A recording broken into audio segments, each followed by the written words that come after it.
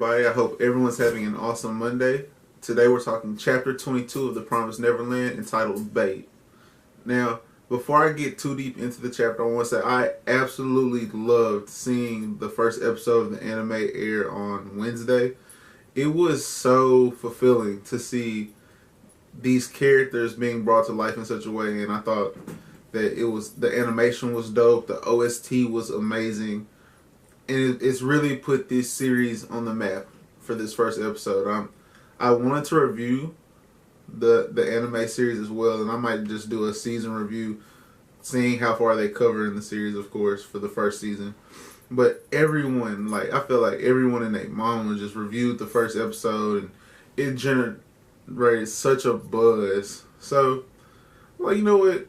Let me just stick with the manga for now and let the anime do what it's supposed to do, and that's draw attention to the series and build the fandom from the bottom up the right way. And I hope everyone that saw it enjoyed it. I remember telling a lot of people about it. My homeboy Brian, I remember telling my homeboy Brian to go watch, and he's now very into the series, and this has been 5 days. So that's what's happening because of how well that anime episode was. Now, Chapter 22 had a slower start than most other chapters that I've read, but I enjoyed it. I enjoyed how the pacing kind of slowed down a little bit, and we're reminded that we're 6 days out from their expected escape date. Now, Ray has such an importance in this chapter, how well he's manipulating all the situations around him. And I really feel like Ray and Norman are integral to making everything work, and I'm torn because Ray is my favorite of the big three. He's still my favorite of the big three, but Norman is having to play him for Emma. Norman is having to kind of keep the wool over his eyes to make Emma's dream come true of everyone leaving. And just imagine if those two were fully committed to working together. The stuff that they could get done. Carl, chill, bro. So, I am very happy to see Ray in control of the situation again. Now, he's gotten a camera. He's gotten a camera from Mom, and what he's going to do with this camera, no one knows yet, but that is the key to breaking the tracking devices. Because Norman has explained to him, hey, we got a lot of good information from our conversation with Sister Crone, but we did slip up and let her know that we already knew about the tracking devices, and she figured out that we can break them already. And Norman's like, okay, is there anything you can do about this? And Ray's response is well, as long as we don't give her evidence of that, physical evidence of that, we're fine, because we can leave as soon as 2 days from now to any time before the next 2.5 months, because that's when I'm getting shipped out. So anytime in between that we can really leave. We just need these next 2 days. And so they decide to move the time up. That's huge. So at least in this volume, now granted this is how much left we have of the volume right here. At least in this volume, we should be on the way to escaping. And if not, it should pop off the next volume with the escape plot. Man, this has been a long time coming, bro. I hate to do reflection in the middle of review, but this arc has been ridiculous. It's been so good. And to know that we're so close to how this started, from Connie's death to figuring out there are these things eating us. That's why we never hear back from people, and there's this intricate system of moms and sisters that take care of us, but they're in charge of killing us. So putting together these 3 kids playing chess against a strategist, and a tactician, and Mom, this has been so good, man. Now, back to this specific chapter. Ray says it's fine. I used to hide all of my stuff here. This is one of the other girls, one of the younger girls, where her dresser is. I used to hide all of my stuff here so it'd be safe. But instead, I'm gonna move it and leave bait. And so, Crone finds this note that could be real, it could be fake. Who knows what's on the note yet? And it's going to play such a huge part down the road, I feel. But to cap the chapter off, Isabella drops off a note to Crone at the same time. It's like, all right, sucks that this happens sometimes, but goodbye. Man. And I know Crone's not going to let it go. I know she's not.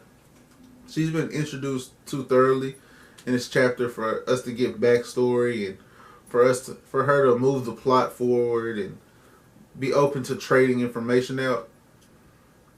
She's done too much already to just go, like right before stuff's about to hit the fan. But in the meantime, her being handed those goodbye papers made this chapter so good to me. So good to me, because I hate Crone. I hate some of her expressions. I hate really kind of like her usage of words, like how she's kind of manipulative, but she doesn't seem as intelligent to use the words she uses. Excuse my dog. He's kind of like, in the morning when I come in here to record, he's like very active. And so he's like sprinting around and, I mean, not messing up nothing that I'm recording, but like you can hear him. So if you're wondering what that thumping is, it's my dachshund mix. Thinking he's a Rottweiler playing with a rope monkey. But this chapter so good, man. I have not been keeping up with the side series. I don't know. I feel like side series and cover stories, like majority of the time, they don't connect back. So anyone that's adept with the series, please let me know if the side stories connect back, and I might just do a day where I read through those. But besides all that, man, I thoroughly enjoyed this chapter. I'd have to give this a 4 fire emoji chapter review for me. Mainly because of Ray's importance and Crone leaving now. Opening pacing, while it was a good thing, there were other things that could have been pushed into this chapter because of how it ended. And the pacing picking up towards the end. If it would have started that way, Crone having way too much time in the chapter for me. But all in all, very good chapter. 4 fire emoji chapter. Now, leave a like if you enjoyed this video. I don't really want to address how few videos there were last week, just because I was just very off. Like, we were just very off our schedule. Both of us had like some work changes, but that doesn't matter. Consistency is key with the channel this year. So if you like this, please give it a like. Subscribe to the channel if you're not, because, I mean, why not? Why wouldn't you subscribe to this channel? And in the comment section below, let me know what you feel the future for Crone is. Now, of course, we're going to find that out anyways, but I want to know how, in 22 chapters, you are feeling about Crone's importance to the story going forward. Now, ramble time. The anime, I wonder how, because the first chapter is so long, and it covered it like verbatim in the first anime episode. And so I feel like at that same pacing, and I've heard rumors that the first season is going to cover the entire first arc, which is further along than I am in the manga. And so I wonder, just doing like some rough number guessing, it would be about, from this point on, about 2.5 to 3 chapters per episode. And that's a lot to fit into one anime episode. Now, most anime adaptations are like 1.5, even some might be 2 chapters per episode. So to do 2.5 to 3, like, that is packing a lot of info. That puts like Ray's a spy at episode 4. Think about that. 4 episodes in, we find out Ray's a spy. Maybe 5. So 4 to 5. Sheesh, come on, bro. That's a lot. and I know that has nothing to do with this chapter. It's really just me feeling or emptying my mind on like the rest of what's going on in the series for me right now. But I feel like the anime is going to put so many people onto the series.